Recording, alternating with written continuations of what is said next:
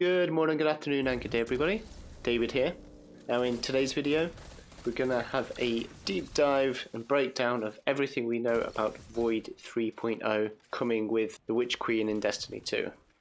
Now, this video will include a breakdown and a closer look at the Vidoc that Bungie released the other day, as well as everything we've seen in trailers leading up to that point as well, and also some brand new information that Bungie dropped explaining all the Void 3.0 abilities, aspects and fragments, all in great detail on their website.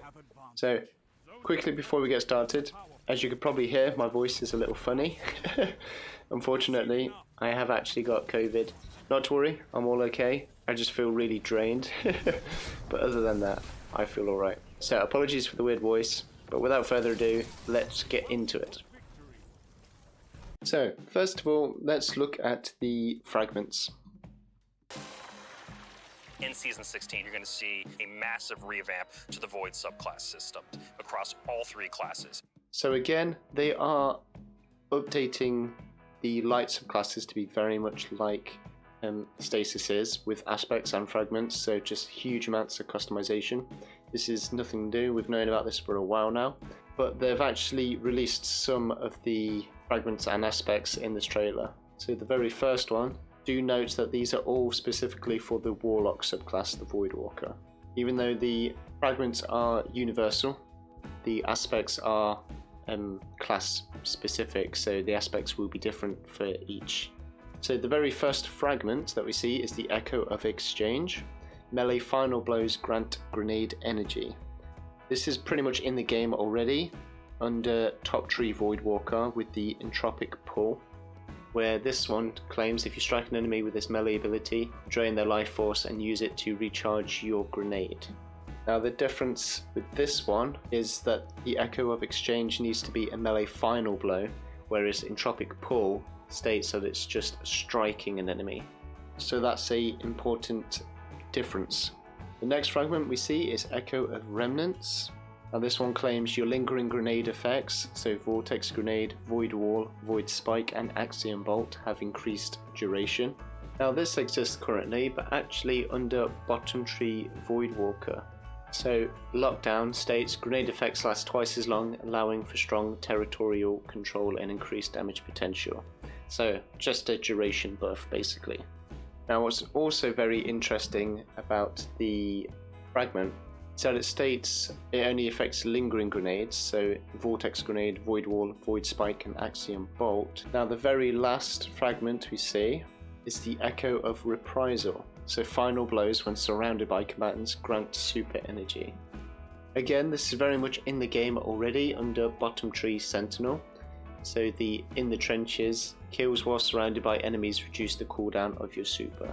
So again, they're taking stuff directly from what's in the game already, from all different classes, and applying it to every single class come Void 3.0.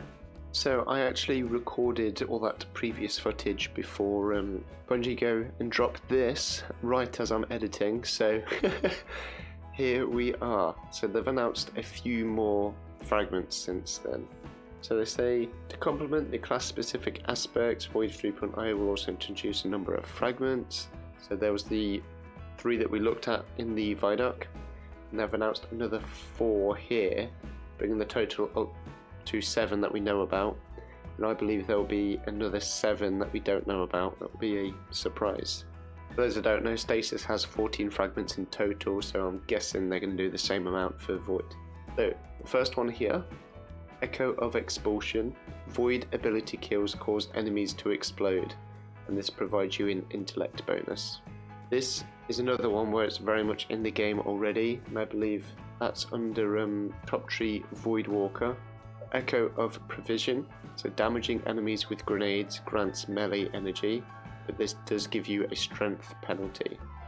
Depending on how much of a strength penalty that is, it might not actually be worth the trade-off. This will be very much of a case of just getting our hands on it and seeing how it works to see whether it's actually worth it or not. Echo of Domineering. So after suppressing a target, all classes can suppress now. Gain greatly increased mobility for a short duration, and your equipped weapon is reloaded from reserves, and you get a discipline bonus. So this sounds great for hunters in particular. Suppress a target with your grenade, get increased mobility, so you'll be able to rock less than 100 mobility, and this may, depending on how much of an increase you get, could bump you up to that 100 mark, from like 80 for example, like a lightweight weapon does currently. Short duration, again, we don't know how long that is, but even if it's just for like 5 seconds or whatever, that could be a really nice just like speed boost. Your equipped weapon is reloaded from reserves, so imagine if you're trying to rush someone down with a shotgun or something, this could work really well. And that discipline bonus works perfectly with the suppressing a target part, because more than likely you'll be using your grenade to suppress that target, so you want your grenade back as much as possible. And finally, Echo of Undermining, so void grenades weaken enemies, and this gives you a discipline penalty. This is basically the artifact mod that we've had in past seasons. Oppressive Darkness, something like that, where it basically just applies a debuff with your void grenades. I've made it a full-on fragment now, so you can have it as part of your build all year round, so this is amazing. Free damage buff constantly as a void class. This is super powerful and is going to be a go-to for PvE builds for sure. Another big change they mention here, that a significant change for Void 3.0, is that all subclasses and all classes get to use all void grenades. So for example, as a hunter, you'll be able to run with suppressor or magnetic grenades instead of just the spike, wall or vortex. And the same for the other two. So this is just a massive change, fundamentally changing the way we've played void classes since Destiny 1, so this is huge. Now we get to see the very first aspects shown. So again, the aspects change for each class, so these ones are specific to the Void Walker, so the Warlock subclass. The very first one is Chaos Accelerant, so again, just lifted directly from the game right now. Press and hold to overcharge your grenade, making it deadlier and more effective, but it does list specific grenades here, so Vortex Grenade, Axiom Bolt, Scatter Grenades and Magnetic Grenades. So I'm not sure if this will also affect things like the Spike Nades and other things that may be available to the Warlock now. Interestingly, the Magnetic Grenade releases a short range of Void Blasts, so this very much sounds like handheld Supernova, which is in the game currently. Many people were worried that this was actually going to be taken out of the game and be lost, so I found a way of like incorporating it in via an aspect when using a specific grenade, so it's cool that it's still there, and this gives me sort of hope for what they're going to do with Solar and Arc and clever ways of still incorporating sort of less IP defining abilities. Buddies. My favorite aspect is probably Child of the Old Gods. As this warlock controlling space and time, I'm able to rip a hole into another dimension and then pull out this little like sentient black hole. Whenever I target an enemy, my little black hole buddy is gonna fly over there and start draining their life force. So the next one we have is Child of the Old Gods.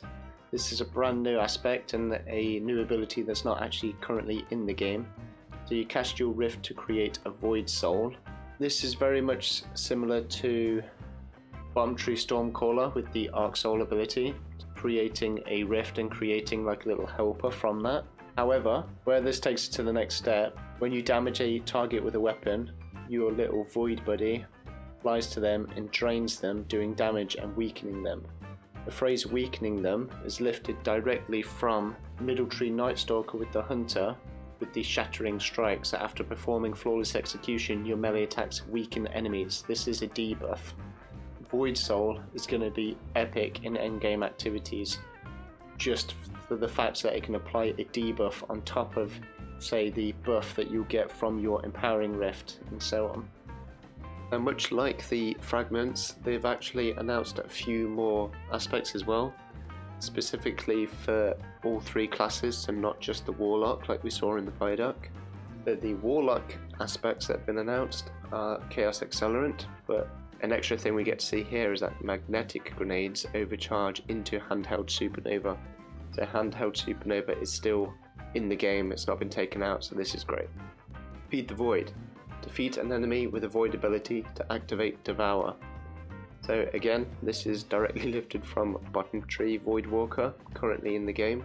One of my personal favourite abilities in the game. However, it works slightly differently, so currently you can either activate it by getting a melee kill, or by consuming your grenade, or getting a super kill. You can sort of preemptively use it by consuming your grenade to then go on a tear and keep getting your health back after each kill. Now, it sounds like you'll need to actually get a kill with a void ability to be able to activate Devour. So if you push into a room with like 6 people, you have to make sure that first kill is like a void ability kill, and you actually get the credit for it to then activate Devour, then go on a tear after that. So it'll be slightly more difficult to activate now, but the flip side of that is that it's better in PvE, because now you don't have to consume your grenade to activate it. You can actually use your grenade as you normally would to weaken enemies and defeat them, and you'll still activate Devour by using that.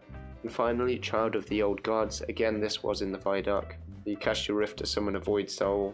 When you damage an enemy with your weapon, that Void Soul will launch itself towards them and detonate nearby, attaching draining tendrils which deal damage and weaken the target.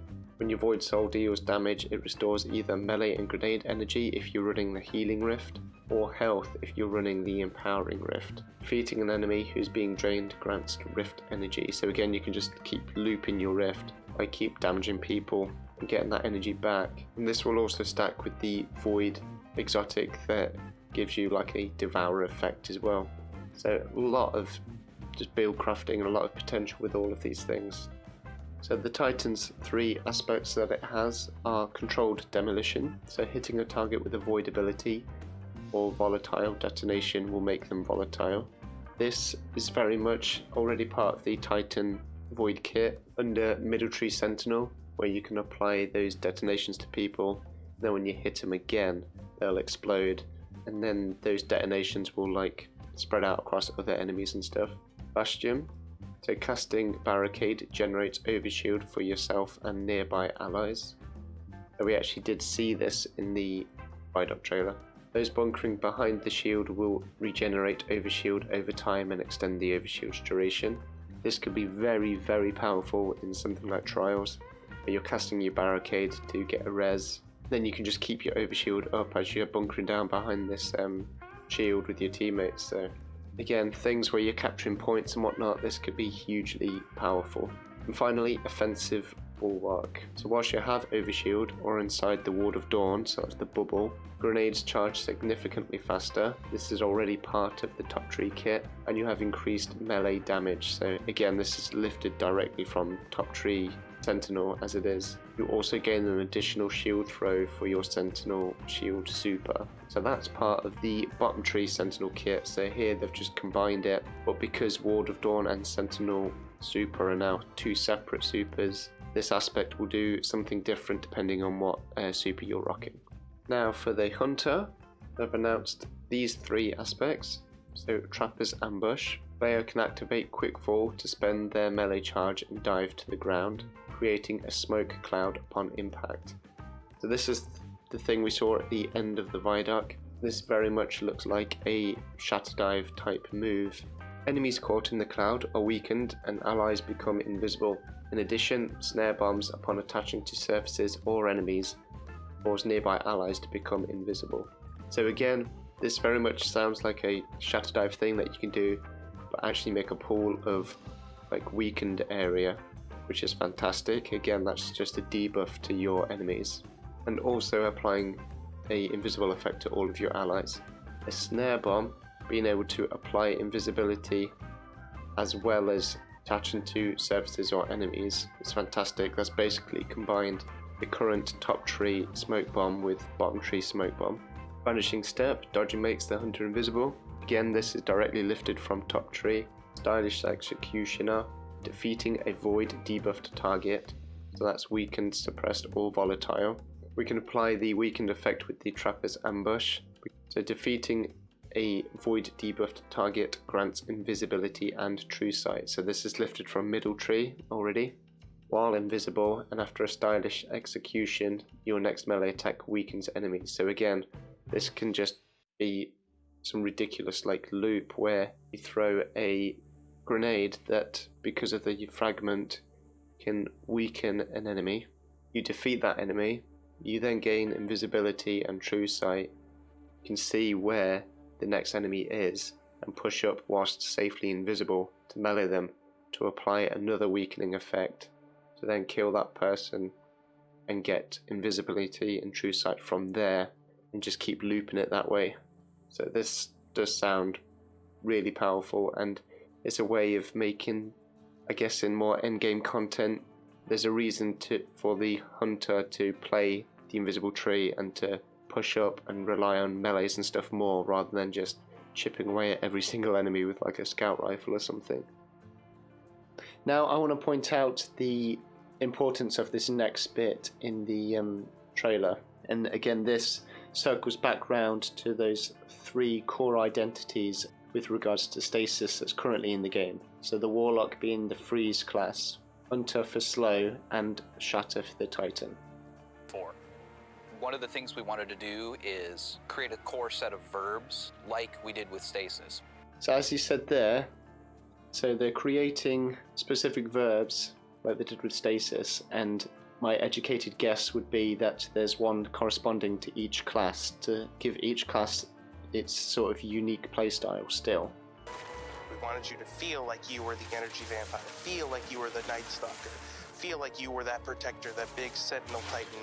So again, just reinforcing sort of what's currently in the game and the identity for each class. They describe the Warlock as a energy vampire, so that very much lives up to the entropic pool thing of draining people's energy to recharge your grenade, as well as the Devour identity of getting your health back from kills and whatnot. That also pairs really well with the idea of suppressing people's abilities and sort of sucking that energy from your enemies.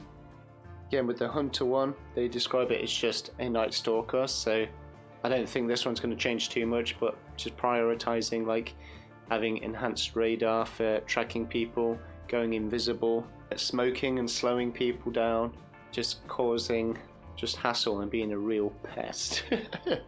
Then finally, they describe the Titan as the protector, so defensive strike where defeating an enemy will give you and your teammates an overshield.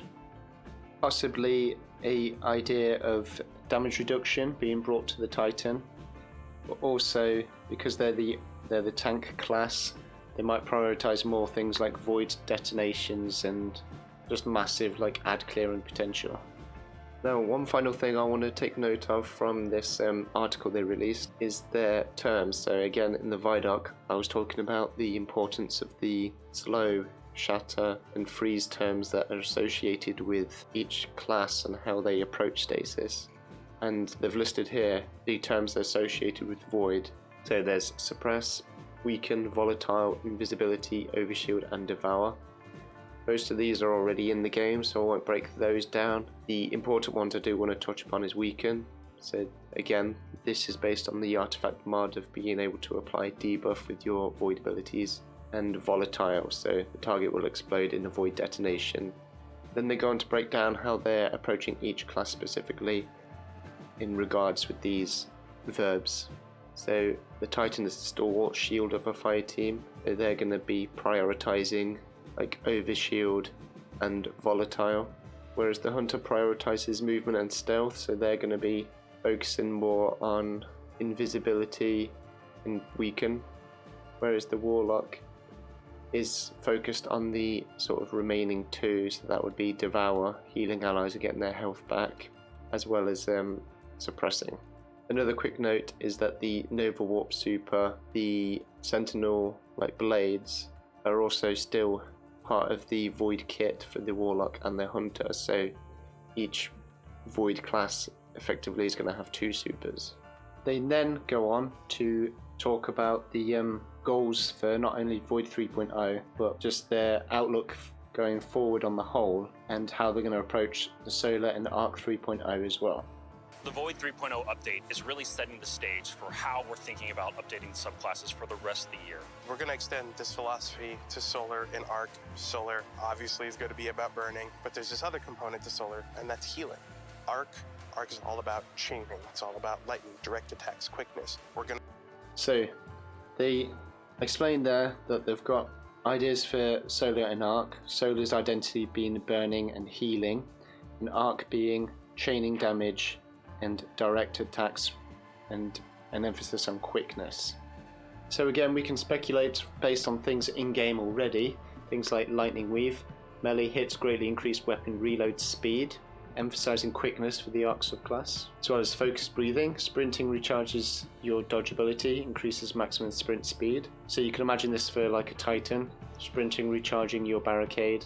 There are also things like frontal assault, strike an enemy, reload your weapon, increase your weapon stability and damage. So again, emphasizing that quickness of being able to just keep pushing forward and keep the fight going. Also emphasizing the ad clearing side of Arc, so chaining damage to people, like the Fisk of Havoc, leaving a big damage dealing field that acts like a constant pulse grenade and stuff.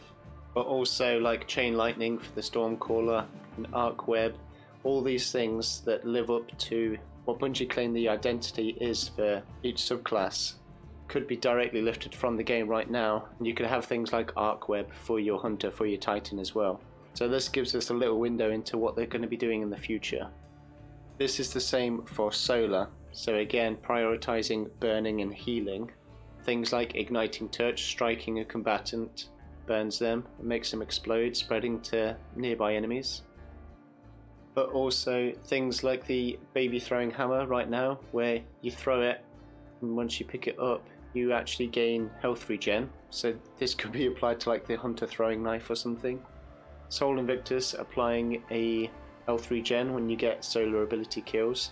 So again, just things that live up to what their goals are for each element type that are currently in the game. You could speculate and take educated guesses that these are going to be carried forward and be applied to every single class.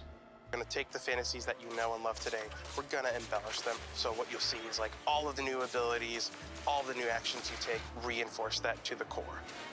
So that's a very important statement, that they're basically taking the identifying feature of each subclass, each elemental type, each class in general, and really doubling down on that and making it so there's a certain universal freedom to it, so you can use whatever grenades you want with whichever class, but the class itself doesn't lose its sort of identity. But that will do it for the video, guys. Thanks for sticking with me, and apologies again for my voice sounding weird all the way through it. A lot of speculation in this, but also a lot of facts from the Vidoc itself and from information Bungie's already given us, and a lot of educated guessing with regards to what their goals are, and putting that in context of sort of the information we already have to hand. Hopefully you've enjoyed it. I'm super excited for Witch Queen. I'm just completely stoked for it. Looking forward to Void 3.0 and also the customizable sort of path they're going down with regards to both weapons and abilities. This is something that I've wanted for a very long time. This is something I loved in D1 that sadly was taken out when D2 came. I'm so happy that they've not only brought it back, but they're doubling down on it and improving it even more. If you have enjoyed the video, likes are very much appreciated. Feel free to subscribe. But until next time, guys, stay safe, stay healthy, and I shall catch you all when Witch Queen drops. Bye. I'll let you come. And this is the game.